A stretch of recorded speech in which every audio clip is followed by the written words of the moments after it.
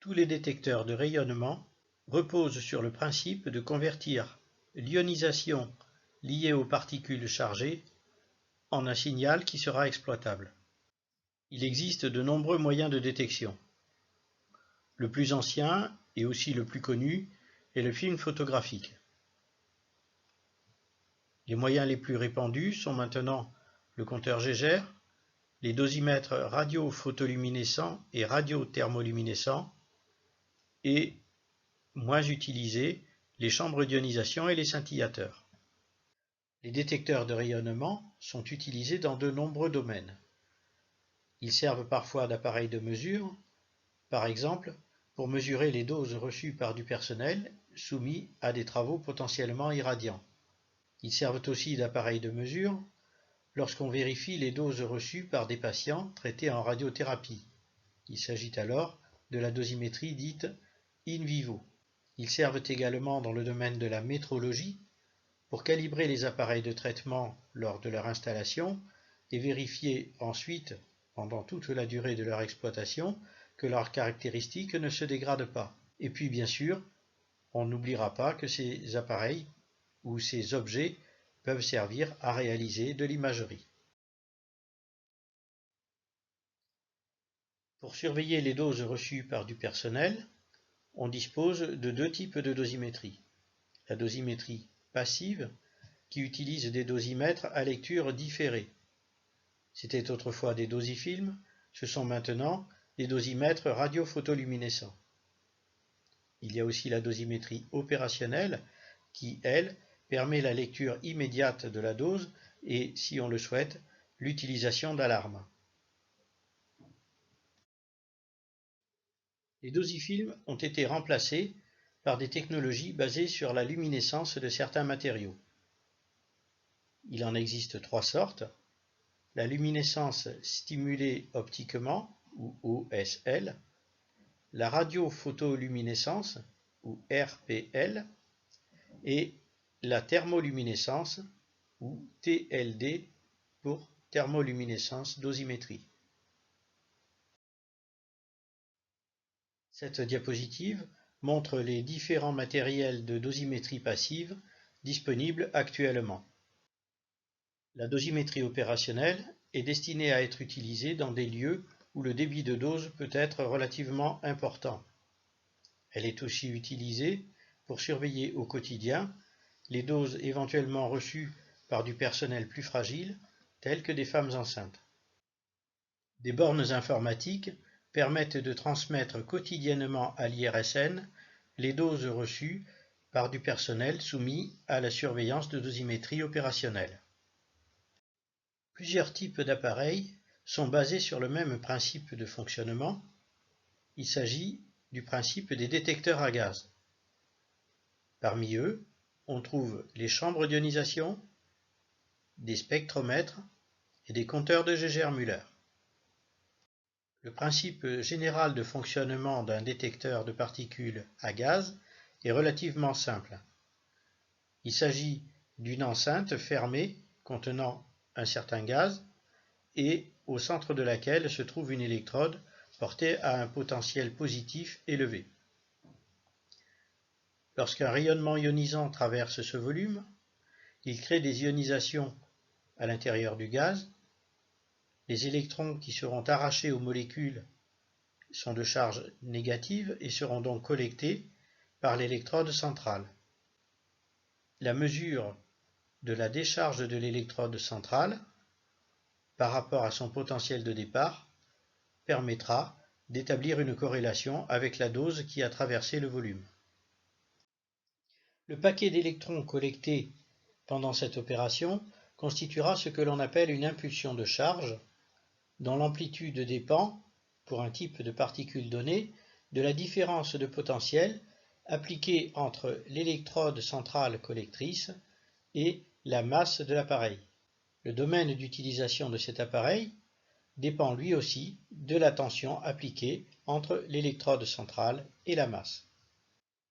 Pour une tension appliquée entre l'électrode centrale et la masse comprise entre 100 et 400 volts, la recombinaison des électrons arrachés avec leur molécule d'origine est négligeable, et dans ce cas, on dispose d'une chambre d'ionisation. Entre 400 et 1000 volts, l'amplitude de l'impulsion observée est proportionnelle à l'énergie perdue par la particule. Dans ce cas, notre appareil est un spectromètre. Au-delà de 1100 volts, le nombre d'ions collectés devient indépendant du nombre d'ions primaires. L'amplitude de l'impulsion est constante et nous avons alors affaire à un compteur de Geiger-Müller. Ce schéma illustre les informations données dans la diapositive précédente. On constatera toutefois que dans la zone 1, lorsque la tension appliquée entre l'électrode centrale et la masse de l'appareil est inférieure à 100 volts, la recombinaison entre les électrons arrachés par ionisation et leur molécule d'origine est trop importante et donc l'appareil n'est pas utilisable pour faire quelque mesure que ce soit. En résumé, pour des tensions appliquées entre 100 et 400 volts, nous disposons d'une chambre d'ionisation. Entre 400 volts et 1000 volts, nous disposons d'un spectromètre qui va nous informer sur l'énergie perdue par la particule.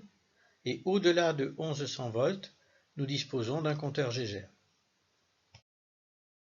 Sur cette diapositive figurent différents appareils fonctionnant sur le principe des détecteurs à gaz. Un radiamètre utilisé pour effectuer des études de poste, un compteur Geiger, des chambres d'ionisation cylindriques destinées à la calibration des faisceaux de rayons X des services de radiothérapie, une chambre d'ionisation plate destinée à la calibration des faisceaux d'électrons des accélérateurs de particules en radiothérapie.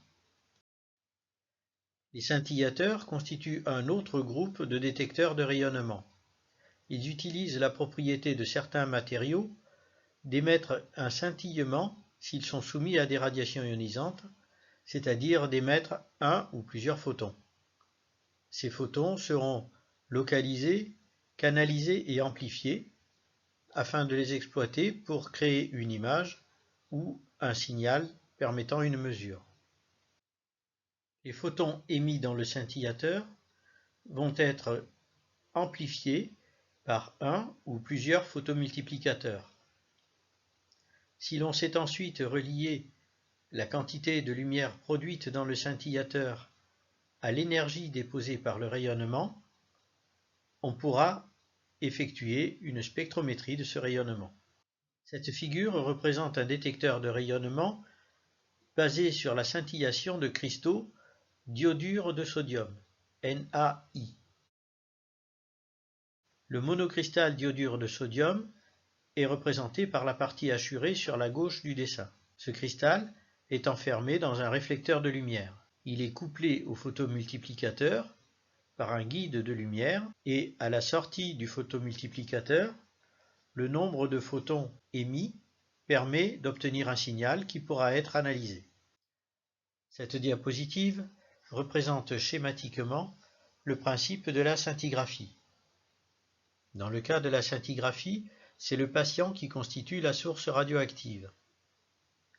Les photons qu'il émet sont canalisés par un collimateur vers le monocristal d'iodure de sodium. Les photons émis à l'intérieur du monocristal sont transmis vers une batterie de photomultiplicateurs, à l'issue desquels on pourra effectuer une analyse qui permettra de les localiser dans 2 dimensions et qui permettra d'effectuer une spectrométrie de leur émission. L'imagerie radiologique a longtemps utilisé le film argentique, mais celui-ci est maintenant pratiquement abandonné. Il a été remplacé par différents systèmes, parmi lesquels on trouve les écrans ERLM, écrans radioluminescents à mémoire, également appelés plaques phosphore. Dans ce système, les rayonnements ionisants créent une image latente dans une structure cristalline radiosensible. Par photostimulation laser, on peut ensuite mémoriser cette image latente dans un ordinateur afin de l'analyser.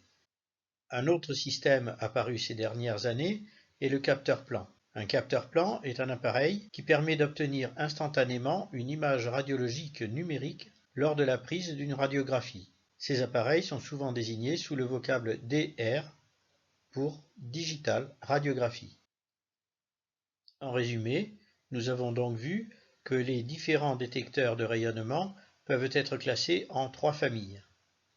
La famille des détecteurs à gaz, dans laquelle on trouve les chambres d'ionisation, les spectromètres et les compteurs Geiger. Ensuite, la famille des scintillateurs, dont le meilleur exemple est la gamma caméra utilisée en scintigraphie. Et enfin, les détecteurs solides, que sont les films, les écrans radioluminescents ou les capteurs plans. 2 caractéristiques physiques importantes sont associées aux capteurs utilisés en imagerie médicale. L'une de ces caractéristiques est la sensibilité du capteur. Elle est grande s'il suffit d'une faible dose pour obtenir une image. La sensibilité est proportionnelle à la taille des cristaux qui constituent le capteur. Une deuxième caractéristique est sa définition. La définition, c'est la finesse des détails que l'on peut observer sur l'image. Plus la taille des cristaux qui constituent le capteur est petite, meilleure est la définition. Donc on voit que pour un même support, il faut toujours trouver un compromis entre la sensibilité et la définition. Une autre caractéristique importante des détecteurs utilisés en imagerie médicale est le contraste. Le contraste, c'est la capacité du détecteur à traduire une différence d'absorption en une gamme de gris plus ou moins étendue. Lorsque l'intensité du rayonnement utilisé augmente, le contraste diminue et n'est parfois pas suffisant. C'est pourquoi il est utile de limiter l'ouverture du diaphragme dans le collimateur. Une dernière catégorie d'appareils de mesure de rayonnement est les contaminamètres. Un contaminamètre est un appareil qui permet de vérifier l'absence ou la présence de contamination d'une surface par des éléments radioactifs. Le principe est de poser sa surface active au contact de la surface dont on veut évaluer la radioactivité et l'appareil va compter une certaine activité, une certaine quantité d'impulsion et va fournir une information exprimée en becquerel. Il donnera la radioactivité de la surface.